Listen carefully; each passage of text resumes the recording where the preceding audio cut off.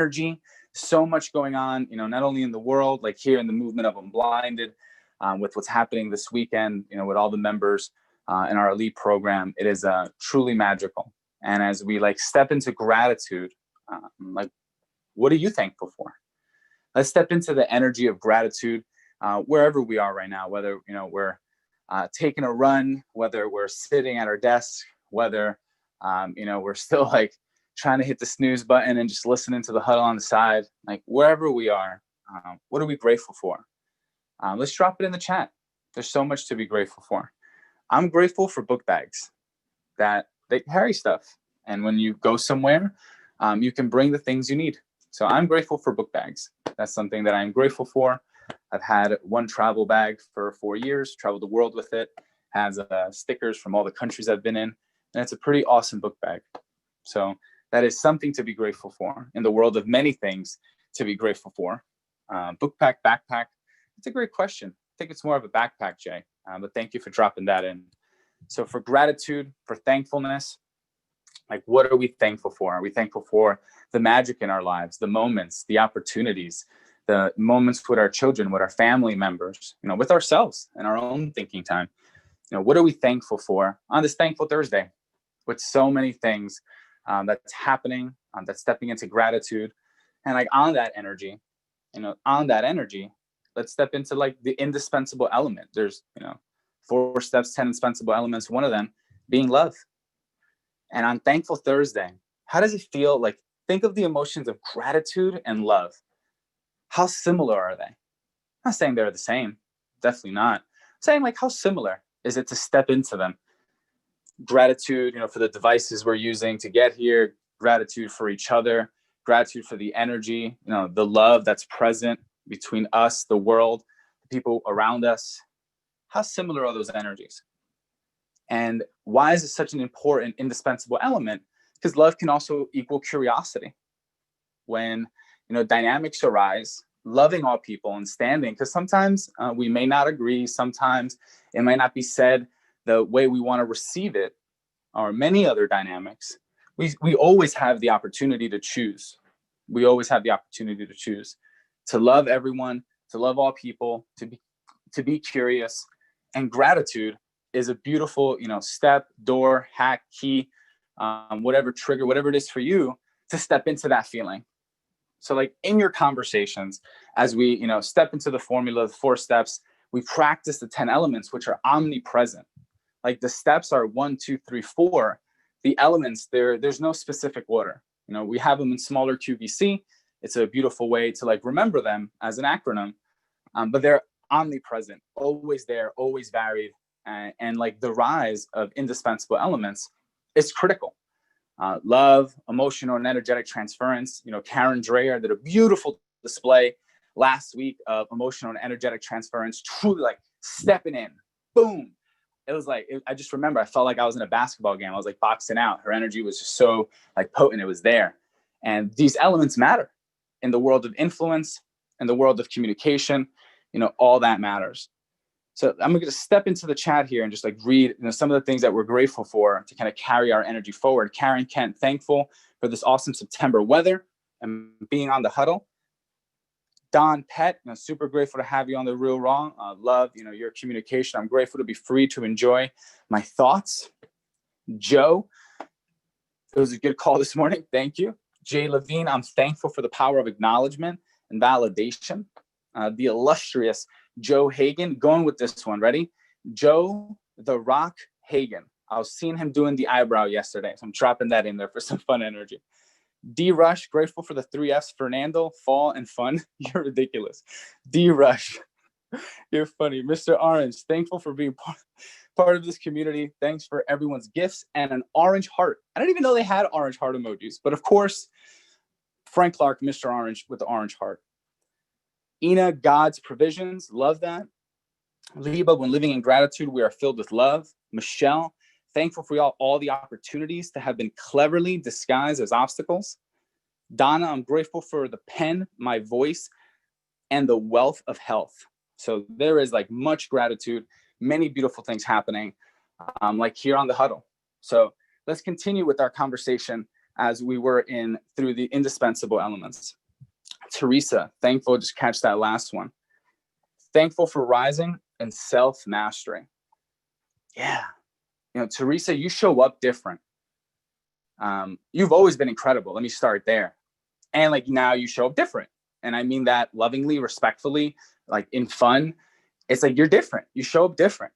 You are the same human, amazing soul, all those things. You show up different. The way you transfer, the way you move, your certainty, your Zeus, your goddess, you're aspirational, and you are definitely fun. Your energy variance is like boom, boom, boom, boom. And that's a byproduct of self-mastery. That's a byproduct of self-mastery. Because remember, the 10, 12 elements of self-mastery, which, there's many, and many fine folks on this call have studied from the best of them. And I hear a churner in the distance. Hey, good morning, everybody. Happy Thankful Thursday. So yeah, like what's happening, what's present, immense amounts of gratitude. I just want to finalize a couple things. On tonight's mastery call, we're going to be talking about Jacqueline Franchetti is going to be coming on. Super appreciative. And we'll be chatting about a couple issues related to domestic violence, and some of those brought to my attention yesterday. Just want to clean up real quick. And everybody has their own perspective on everything. And I guess one thing I want to put out there is, if there's anything that I said in addressing the issues of Erica's question, I guess from last week or earlier this week, anything about domestic violence that somehow you think was off-putting or insensitive or incomplete, I think one question was like, what tactics or other things would you recommend to support in a situation like that? And I guess just real quickly on that, we'll talk more about it tonight. My answer to that question will be, if there's something that somebody says that is you perceive to be objectively, societally offensive, or even situationally would be hurtful to your feelings, then I would pull the person aside. I think everybody can do whatever they want, right? But I pull the person aside and share with them heart to heart, how that situation made you feel. And of course, if you're that, we would always say direct confront. And if that person is not receptive, then I would take it up the ladder of authority, whatever that ladder of authority may be in the situation, to whomever would be above that situation, right? But I, in my heart, I didn't get any feedback different from this, but it wasn't like, exactly that it was on point.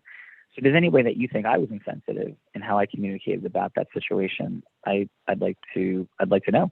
I'm always looking to grow, but I was hyper intentional, hyper clear, I thought. But if there's even a sentence that was in there or structure of the dynamic, I'd be super curious and grateful. Number one. Or two. Number three, on the mastery morning calls, we have a complex dynamic of, I mentioned it before, of there being resounding and overwhelming complaints about certain individuals taking up too much space. It's been going on for months.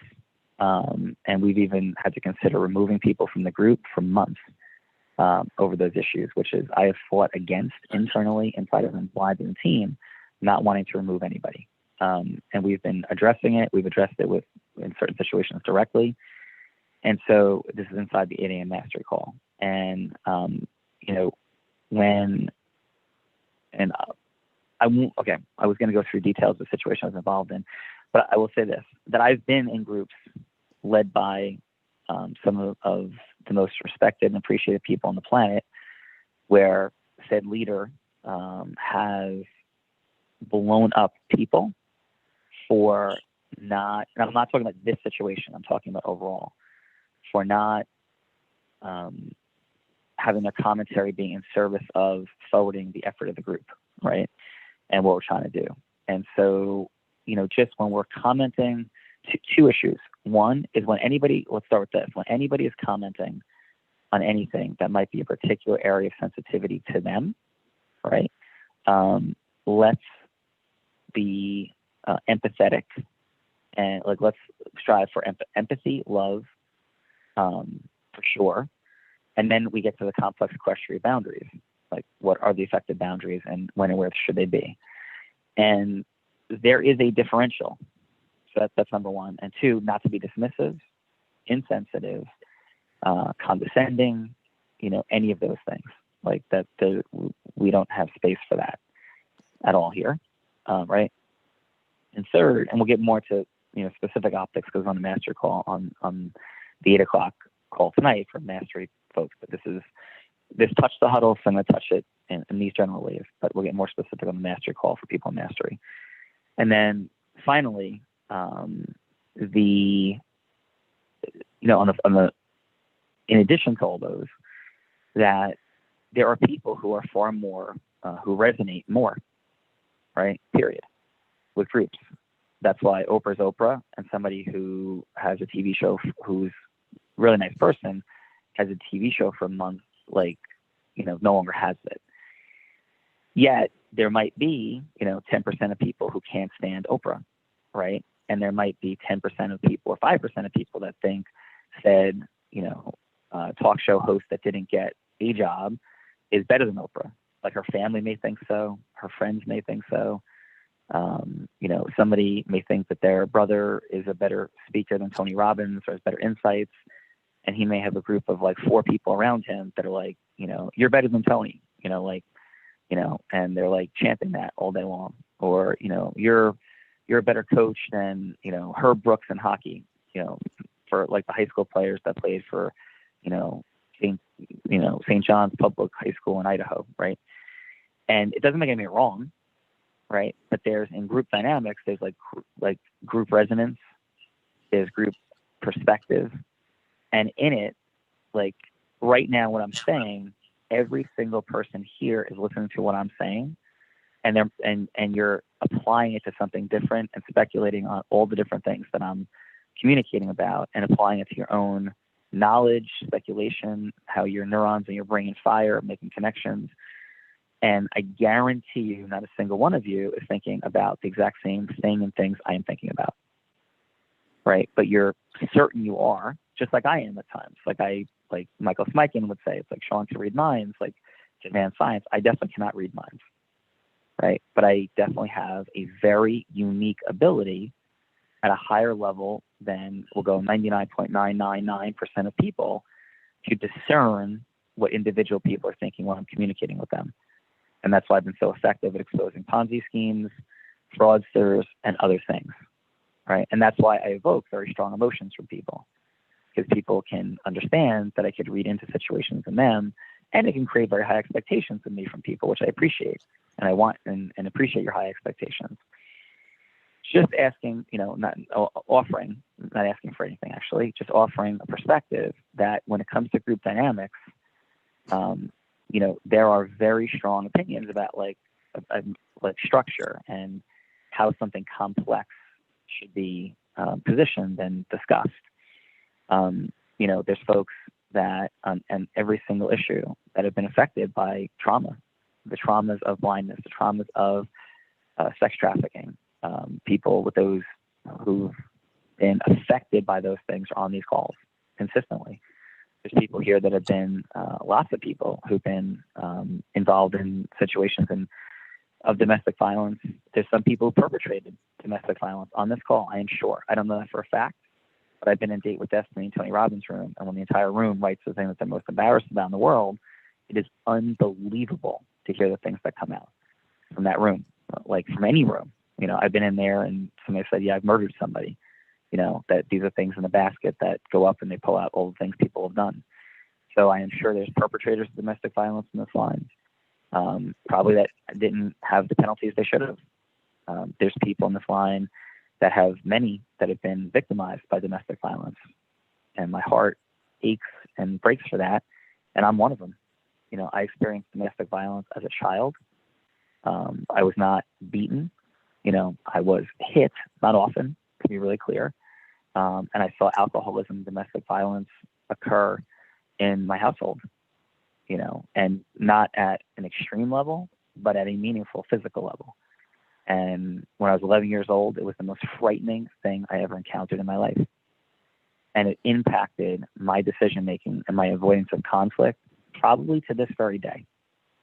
despite all the work that I've done in certain situations, right? Which is a longer, more complex discussion. I have worked with and in my own home and family through marriage, and I was married twice, have dealt directly with people that were sexually abused and worked hard and spent an incredible amount of time, money, and energy in the broken system of supporting people who've been sexually abused by family members, by strangers, people, rampant domestic violence dynamics that I have dealt with directly, including in my own home, not with me ever accused, ever, not once, and not me involved as victim on either side of that, but with other people in my household. And I've had the police in my house numerous times dealing with other folks in the household, at a certain point in my life, not my biological children and not their mom, right? That unbelievably painful, hyper complex, and things that I spent unbelievable amounts of time, money, and energy to deal with. So I can emphatically state this, if I felt like I didn't give enough space to a topic, I'm always open to feedback.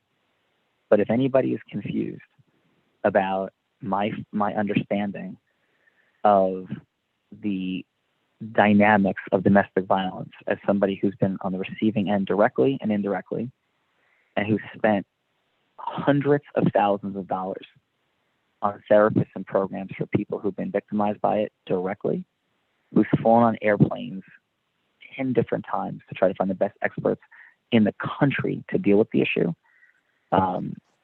There's no defensiveness. This is emphasis. Because sometimes we can be ignorant and make up our own stories and hear 3 sentences of something and decide what somebody thinks about something. And that would be being blind as well. I will emphatically state that. And if anybody ever wants to have a discussion about it openly here, great. And you have a voice and a platform to talk about any topic within reason, because most people are here for business purposes. And we are here to touch emotional issues that affect business purposes. But at some point, it does go outside the scope of what we're here for. And even this is for some, would be very frustrated with me right now, because this will be the 3rd time I'm talking about it. For some, it's like, no, we need to talk about it more. So we're servicing a diverse group of people, but the outcome of Unblinded is more money, less time, more magic. And when somebody's been traumatized or affected through a disability, through a horrific trauma that has been perpetrated upon them, right? Through their innocence and their childhood and their adulthood or anywhere in between. And I'm not saying that's this situation, I'm making a global statement, right? Which I'd be happy if you put out on the internet over and over and over again. But I would always ask that you put out on the internet my complete comments and never just one sentence, right? Which is what the media does to contort and distort everything continuously, right? Which is why we have 90% of the dissonance that exists in our country is rooted on distortion and blame and judgment attack. And it has been since the inception of humanity, not since the inception of the United States, not since social media. It's only been galvanizers, but since the inception of humanity, distortion, dilution, and deletion has caused pain and human communication and emotions, right? Since the inception of humanity. And we haven't solved those problems yet, but we're getting there. And so if there's, at a certain point, things get to a place that they can't take up the space and time of people are like, I'm here to build business. Like, this is a business platform, right? Yeah. And the magic part is what we all want through our business. We do get to a point where it's like, hey, with complete and total empathy, we need to move a discussion off platform and into something that Unblinded is not built to handle, right? Where people are going to get the help that they need, the counseling, the therapy that they need. And by the way, I'm also not stating that all problems equal. Okay, go to a counselor. I think much of counseling, this is my general statement, is substantially, if not wildly, ineffective. And that is not pop culture. And I'm not Tom Cruise on, whatever show was on when he said he doesn't ever think somebody should take any mental health medication.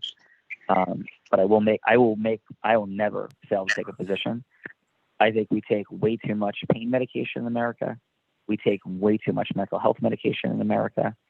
And in certain situations, those are definitely called for. And I don't know what those situations are, precisely where that line is. I think that there is, just like in coaching, in high school football coaching, in business coaching, in lawyering and doctoring, in accounting, that the vast majority of performers in those industries are at best okay. And there's a micro percentage of people that get real results for people in complex situations. And that includes counseling, right? That includes counseling in my book. And I think there's many, many things. And, I think the head, forgive me if I get this wrong, but it's something like this. I think it was the head of Bellevue Mental Hospital wrote in the foreword to Awaken the Giant Within. This is I believe he's a psychiatrist. He may have been a psychologist, but I believe he's a psychiatrist. MD, I believe, and certainly at least a doctor of psychology, wrote that if the people executed the self-mastery, I'm putting the word self-mastery, he said techniques in this book referring to Awaken the Giant Within, then there would be far fewer people in Bellevue Hospital. So I do know this, that by employing more masterful techniques in our influence and our process and our self-mastery, we get very different results. And we go into the basket of self-mastery, we get very different results by working through those dynamics of physiology, the rule structures we have, how we condition in beliefs, all of those things. We can get to a very, very different place of having self-sustainable, emotional and mental, excellence, well-being, happiness, joy, passion. I do not know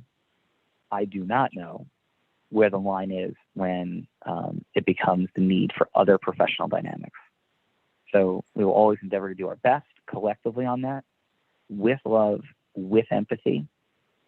And yes, there's a reason in the United States that we have rules, the way this government was structured when it was built, this country, which it didn't always do effectively, clearly, okay, because there's slavery. But the dynamic was, and that was an economic and human moral quandary of insanity.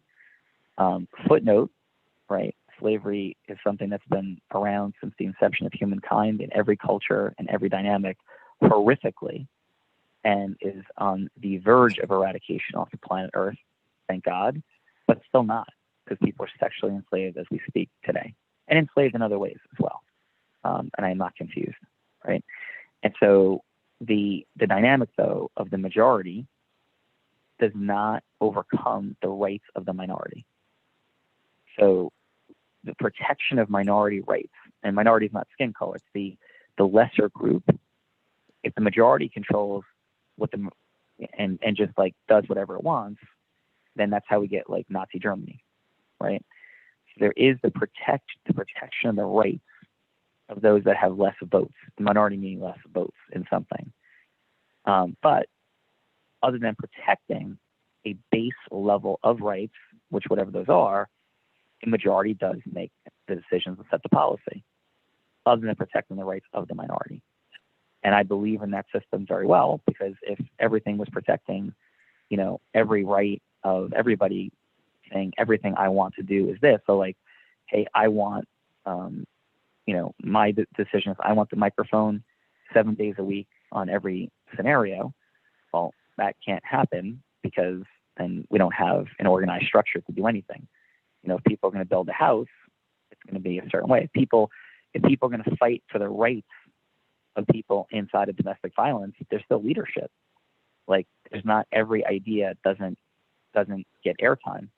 There's a hierarchy for every organization, whether it be, fighting for the rights of the disabled, fighting, for the rights of religious freedom, fighting for the rights of anything. There's still a hierarchical dynamic of decision making, with some people not happy with what the leadership decides to do with airtime, approach, vision, etc. That's why people move in and out of groups.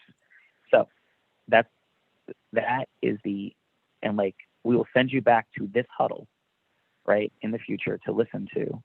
If people hear something like, well, how does this, and the people not care? Like, And I get it, like if you haven't been here all the time, but we will create a section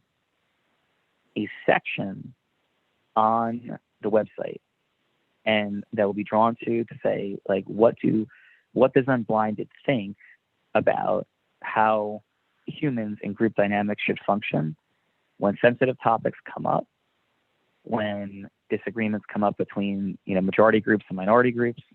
And again, I don't mean minority the way that we frequently use it in the media. I mean by people with less votes.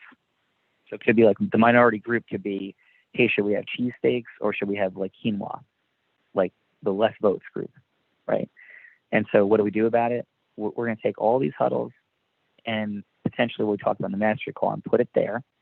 And so whatever anybody has a question, they can listen to all of it in their entirety, and we will come up with a written structure around how we treat one another with empathy and love, that we reserve the right to remove people who are not serving the group with their communications and comments, as well as not serving the group with a lack of empathy and how they communicate if somebody is violating a principle, what the chain of command should be. And these are all things that would be important, to bring up. So for now, right, if something comes up and there's a challenge or a dynamic involved, I'm going to say communicate that to Teresa. And I'm also going to say Teresa's not going to address the challenge. She's going to collect the challenge, right? She's going to collect the challenge. And Nicole, copy Teresa and Nicole on it, and we'll put that communication information appropriate in the chat, and then we will address it in time, and it may not be public, it may be private. So forgive me for anybody who's like, enough. This has been done to serve the interests of those that don't have the vote, the minority, as well as to make sure we're correcting behaviors, because if people are speaking inappropriately anywhere here and are functioning dismissively, that's not the preference. But what is dismissive to one is not dismissive to another. I'm not speaking about anything specific. It gets complicated. And if we've ever watched, really intelligent movie making, one of the most effective things a brilliant book or movie does is it helps you wrestle with the complexity of perspective. It helps you wrestle with the complexity of perspective. And we lose mastery and strength when we forget the complexity of perspective. And that means, like, how could somebody think it's good to ever raise your voice, right? Might be a complexity of perspective. I'm not talking in a domestic situation. I'm talking about, like, let's say on a huddle for me, or from a stage, or from my high school coaches. Well, I happen to think that the raising of your voice is an effective tool to create opening of listening. And I believe that. Somebody may think that's horrible. And there's people who are proponents of nonviolent communication, NVC, who would say it's never okay to raise your voice in any situation. It's suboptimal. I disagree, right? And I honor their work and their perspective, but I do disagree. Because I know this, if voices weren't raised to me in my life, I wouldn't be sitting here. I'm 100% sure of that.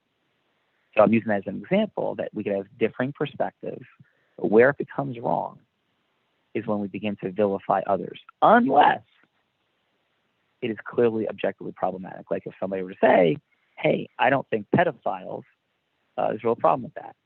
Like that would not be a First Amendment protected issue that I would be saying is okay to say. Some would argue differently. Libertarians that think people should be able to say that. I don't, right? But as long as they're not a pedophile, I'm not vilifying for them, but they wouldn't be allowed around here, right? So the issue is like boundaries where somebody belongs, but it's a different question than when we vilify people, right? And when they belong and don't belong is complicated. And this comes from 27 years ago, me entering law school with brilliant people and being taught the complexity of perspective. And call it that, but I've done that for an incredibly long time.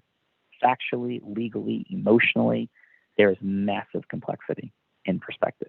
So enough said. Thank you. Chapter close of the mastery call tonight on this. That will be up on the Huddle. And that's it. And I also want to work really hard going forward to not be justifying who we are, what we believe, because I have spent about 3 hours now addressing all of this, and I didn't have 3 hours to drive up uninterrupted with my daughter to college. And I spent 3 hours in this issue because I care so much and I love my daughter a lot. And I rode in a separate car so I could do real laws to serve this community. And I've invested a ton. And if you think I haven't invested a ton enough, then you build your community and you lead it your way. And I hope and wish you all the best and love you with all my heart. So that's where we are. As we continue, Fernando, it is a week of fear of rejection and agreement formation that is fully present. And we're not going to pick up with where we left off yesterday. We'll pick up where we left off yesterday with Adam Gugino's fears on Friday. And again, altering to hold space for the needs of some who we love and care about much, and the needs of the collective that we need and care about much. So we'll pick up there tomorrow. I will say this, that the Wednesday calls for Real Raw Partnership are accelerating. We covered, if you weren't on it, I would watch it, the critical need for emotional energetic transference and the power of acknowledgement. And I would challenge everyone to begin to confront your fear of rejection, the topic theme for this week, with acknowledgement. And so when somebody's coming like, what are you selling?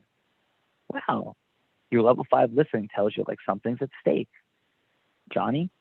Like, cool. Like, what gives you the idea I'm selling something? Like, lean into it. Or like, yeah, I'm absolutely looking to go from hello to yes.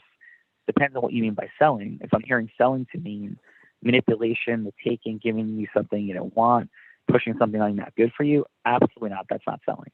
If selling is like hello to yes influence about something, I'm absolutely selling.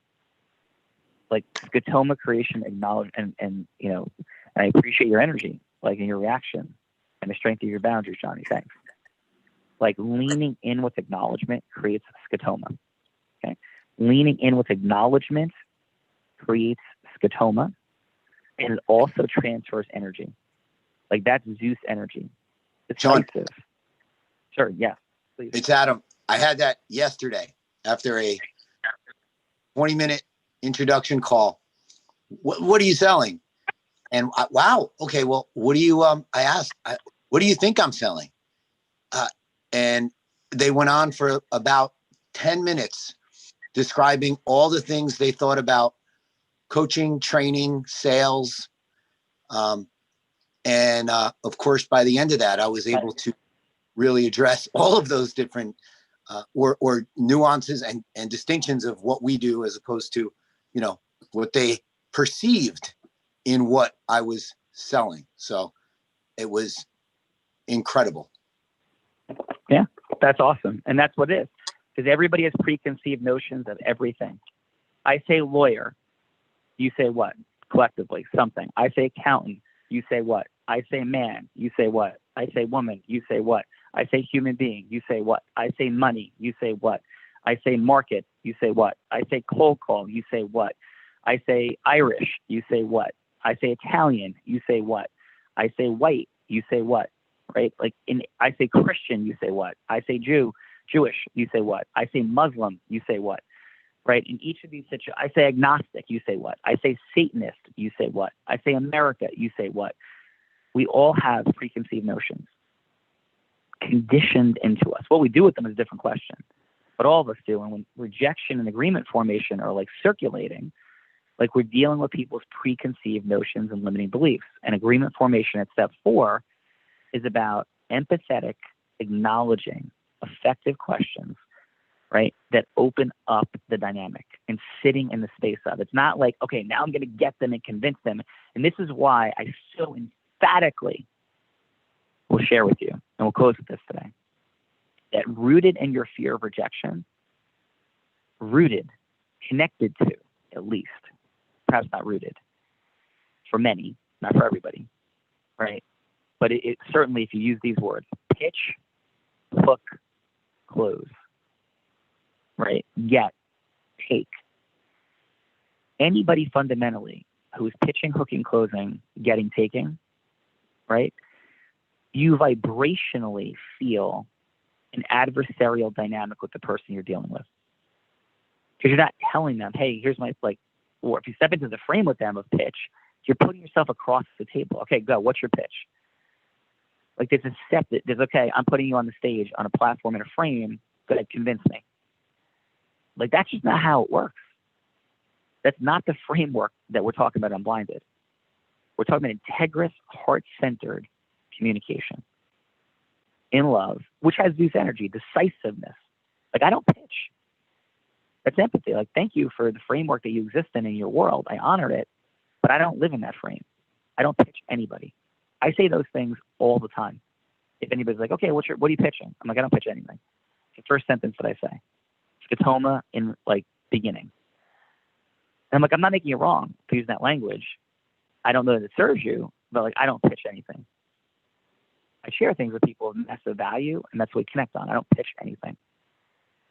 And so if you have the energy of, if you want something from so a yes from somebody that you're getting or taking or imposing, it's going to show up with a very different energy. So the energy of connecting and getting to yes is an energy of love. It's an energy of presence. It's an energy of deep listening, right? And understand that for some of the things that you want to do, it doesn't fit into somebody's life. But because they're resistant and scared, they're afraid of failing by saying yes, because the person you're talking to, as soon as they think a yes or no is at stake, their own stuff is coming up. They don't want to say no to reject you. They feel bad. They feel weird. Like, there's stuff that comes in.